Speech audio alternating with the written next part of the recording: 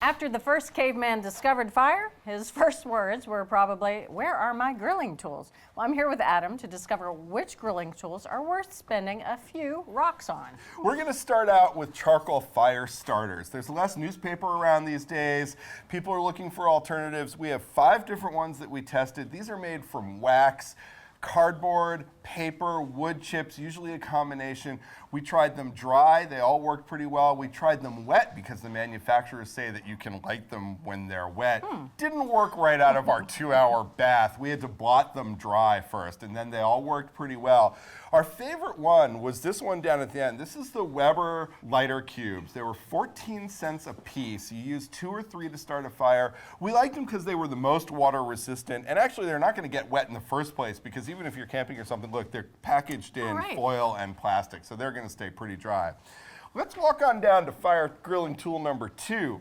BBQ Brushes. We have a lineup of 6 here. They all have silicone bristles because that's really what dominates the market now. We evaluated these on the 3 C's: comfort, coverage, and control. Testers actually went as far as to count the number of bristles on these brushes. This one, for instance, has 100 bristles, and the problem was that with that many bristles, the head was too wide. You sacrificed some control and maneuverability. This one had 22 bristles, so it really didn't pick up enough sauce. You sacrificed some coverage. The winning brush was this guy here. This is the Elizabeth Carmel Super Silicone Angled Barbecue Brush. We liked it because it had 77 bristles, which was just the right number for control and coverage. It has a nice long angled handle that took care of the comfort. This is a really good barbecue brush. Follow me to the last grilling gadget. This one is called the Ribalizer. The Ribalizer. The Ribalizer. Now, you know that when you do barbecued ribs on a grill at home, you're limited to however many racks you can fit on the grill grates, usually not enough. Also, it can take up to 4 hours to cook.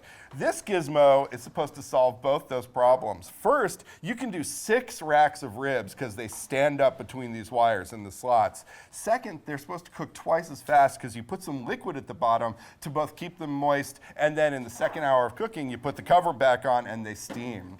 It performed just as promised. The ribs cooked in half the time of our usual recipe. They were super tender. They were really good, but you can see the problem here. The lighter ribs are the ones that we cooked using the Ribalizer. The darker ribs are the ones from our traditional recipe. The Ribalizer ribs don't have that char and that deep bark that's really the hallmark of great barbecue. So our take on the Ribalizer is this, that it does perform as promised, and if you prioritize yield and speed, it's definitely worth considering. It's only $29.95, but if you really are a traditionalist like we are and you want to stick with the ribs that are going to give you that char and that bark, you probably want to skip the Ribalizer.